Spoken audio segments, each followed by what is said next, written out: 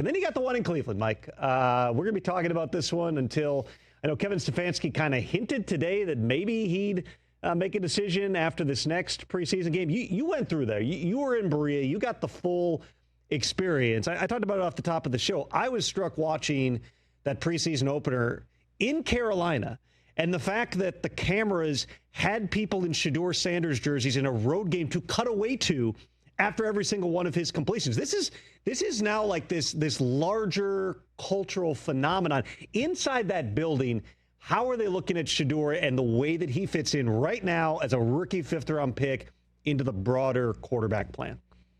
Yeah, I think it's been a little up and down in camp. To come out and play the way that he did in a live game, though, I think was huge. And I think sometimes you get these guys where maybe at a workout, a pro day, or a showcase. That's what it was called. I was searching for the word, the Colorado showcase that they had back in the spring. And you start to analyze it from the way the ball looks and the way that he's doing things on air. Sometimes it's about playing football. And this guy has shown the ability to play football. And maybe you should weigh with what you see in a live game a little bit more than what you see in practice and what you see with those reps. So I think it's been tough I know it's been tough for the Browns coaches to kind of get a read on who's working with the twos versus who's working with the threes, because that's the way they sort of had to split it up when Kenny Pickett was down. So you'd have Dillon Gabriel with the twos and Shedeur with the threes. Obviously, you got a better supporting cast when you're working with the twos than when you're working with the threes.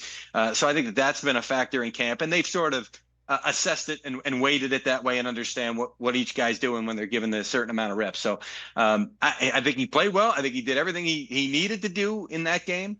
And now you build on that. And we see what Dillon Gabriel can do. What's Gabriel's status today? I didn't see anything. I think he's starting to sort of still on the mend. Reintegrating into team drills. Kenny Pickett not yet ready to reintegrate into team drills, which then, again, like if you're Kevin Stefanski, you're trying to figure out, all right, I need to see Dillon Gabriel at some point in game action.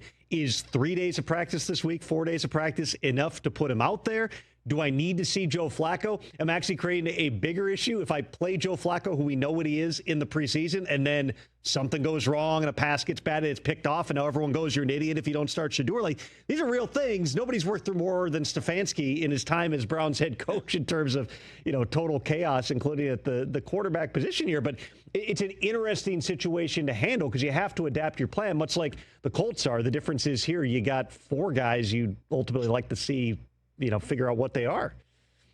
I find it interesting that the Browns didn't bring Joe Flacco back last year because they didn't want him hovering over Deshaun Watson. And now you may have a Shedeur Sanders over Joe Flacco, which is not going to affect Joe. I mean, nothing's going to affect Joe at this point in his career.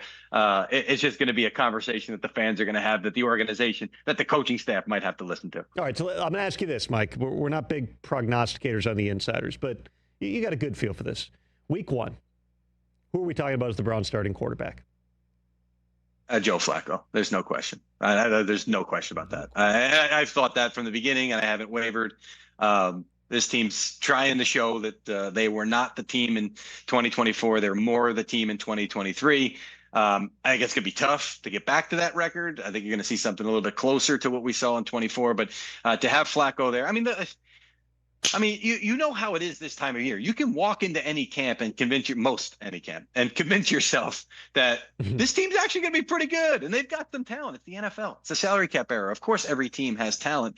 It's just a question of when the holes start getting poked in the depth chart because of injuries, which team is still going to be able to stay afloat and which team's going to have its lack of depth exposed. So as long as you got a team with, Myles Garrett, on that side of the football, good defensive players around him as well, by the way, and an offense with a good offensive line, a veteran quarterback, receivers that can make plays, David Njoku at the tight end position. Like, you start to go, okay, yeah, I can see this team winning some games. It might be tough to kind of sustain that, especially when you start to suffer some injuries. But I think Flacco's in there. I think they feel like they're going to be a lot better than people are prognosticating. And then if it's not Joe Flacco, if at some point you go to the bench, are you going to Shedeur, or are you going to Dillon Gabriel? Or are you going to Kenny Pickett? I can't imagine Sue Putley is going to be around, but who knows? Deshaun Watson still rehabbing. Yeah. There's so much going on right now in that room. Catch the Rich Eisen Show live weekdays from 12 to 3 p.m. Eastern on Roku Sports Channel in the U.S.